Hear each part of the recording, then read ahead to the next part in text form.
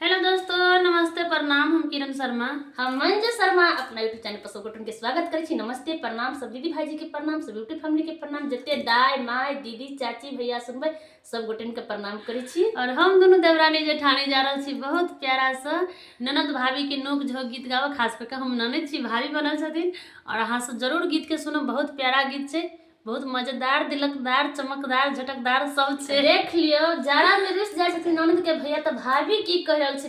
ननद के कहना कोनो जरूरी छियै, लेकिन ननद के उल्हन पहले भ जाय छै। त ननद के भाई कहलखिन भैया भाभी जे चोरा के दे छथिन भाभी के, तखन नहीं कह जाय छथिन ननद के हां हमरा ई चीज देलक। तब जखन रुस रहे छै तखन ननद के जरूर पड़े छै। देख लो ननद ओहने छथिन ना, जवाब दे वाला तैयार छथिन। कोनो एहन नहीं छै जे ननद छोड़ देथिन। आवाज से लगैत है हम कते बदमाश छियै न, भौजाई बनल छी ना। बहुत बदमाश छी, जेठानियों के नाम पर कलंके छी, एते बदमाश छी।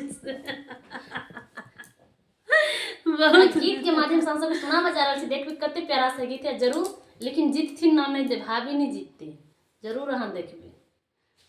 जाड़ा में रुसल तोहर भैया छोटी ननदी, तोर भैया छोटी ननदी, काम नहीं करे कोनो रजैया रे ननदी, काम नहीं करे कोनो रजैया रे ननदी। जाड़ा में रुसल तोहर भैया छोटी ननदी, तोहर भैया छोटी ननदी, काम नहीं करे कोनो रजैया रे ननदी, काम नहीं करे कोनो रजैया